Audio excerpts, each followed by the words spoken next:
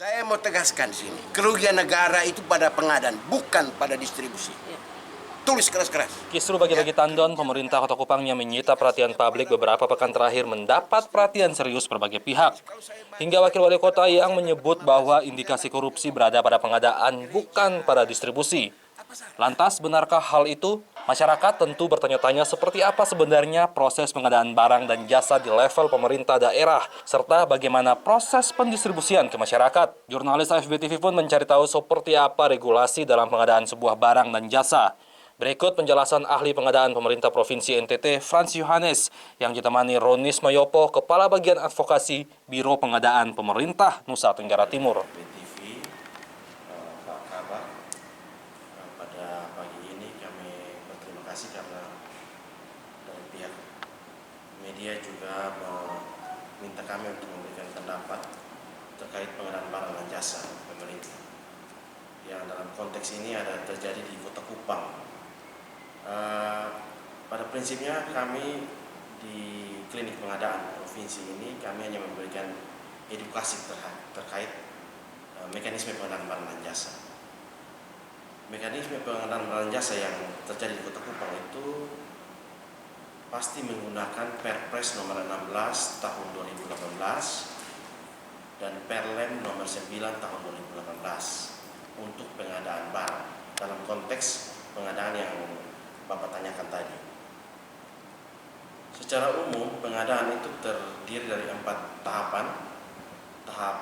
Tahapan perencanaan, di mana di situ ada identifikasi kebutuhan.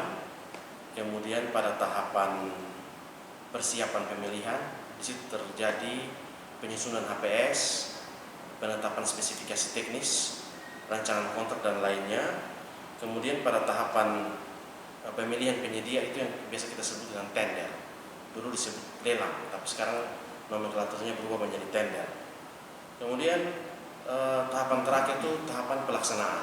Di situ ada kontrak dan yang paling ujung adalah serah terima pekerjaan. Jadi pengadaan barang dan jasa itu diawali dengan identifikasi kebutuhan dan diakhiri dengan serah terima hasil pekerjaan.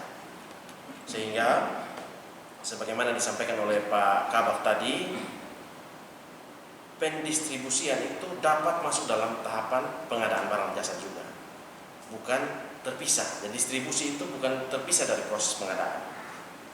Nah, narasi-narasi tentang kerugian negara itu masuk dalam narasi korupsi. Kalau yang saya dengarkan indikasi kerugian negara. Pada prinsipnya kerugian negara itu kan ada perbuatan melawan hukum dan ada uang, barang atau surat berharga yang berkurang akibat perbuatan melawan hukum. Nah, ini tidak bisa dinyatakan tanpa hasil perhitungan karena ada kerugian.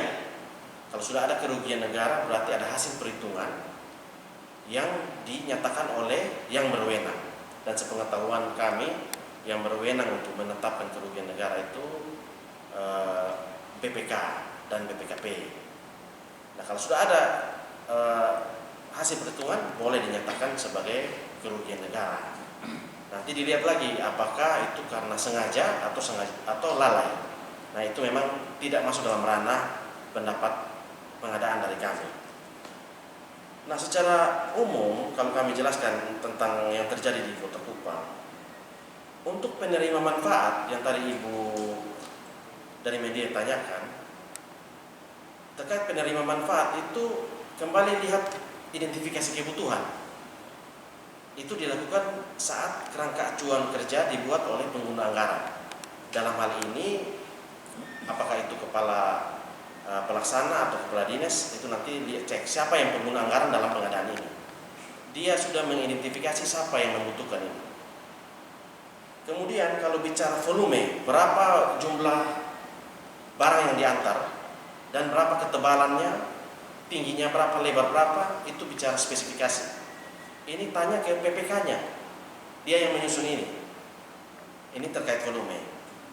Yang terakhir, barang ini didistribusi oleh kontraktor yang menang tender. Itu di kontraknya itu sampai ke kantor saja, atau kau sampai ke masyarakat. sampai ke masyarakat itu diantar saja, atau sampai dengan instalasi seperti yang Ibu sampaikan tadi itu, ya cek di kontrak. Tadi Pak Kabak sudah singgung juga. Di kontrak dicek itu dia sampai di mana. Ini tugas dari kontraktor pelaksana. Jadi dari keempat tahapan yang saya jelaskan tadi, mulai dari perencanaan, persiapan pengadaan, pelaksanaan pemilihan penyedia, sampai dengan pelaksanaan kontrak, ini nih bisa terjadi ada 4 permasalahan hukum, dapat terjadi. Yang pertama itu bisa ada terjadi permasalahan pidana, bisa terjadi permasalahan perdata, bisa terjadi permasalahan tun, dan bisa terjadi permasalahan persaingan usaha tidak sehat. Ini bisa terjadi, dapat terjadi. Tentu harus dinyatakan oleh yang berwenang. Nah, ini gambaran umum tentang proses pengadaan barang dan jasa, sehingga masyarakat juga bisa paham. Jadi setiap tahapan itu ada yang bertanggung jawab untuk melaksanakannya, tinggal memperhatikan di tahapan mana. Jadi memang agar lebih cermat, ya, media harus tahu ini tahapan kontrak. Berarti bertanya ke PPK. Kalau ini siapa yang menerimanya? Ya, cek ke pengguna anggaran. Ini instalasi atau antar saja? Cek di kontrak lagi gitu. Jadi secara umum Pak, prinsipnya kami hanya memberikan pendapat terkait aturan teknis proses perpolitikan di Kota Kupang. Kami tidak terlibat di situ. Kami hanya menjelaskan aturan yang berlaku saja. Terima kasih.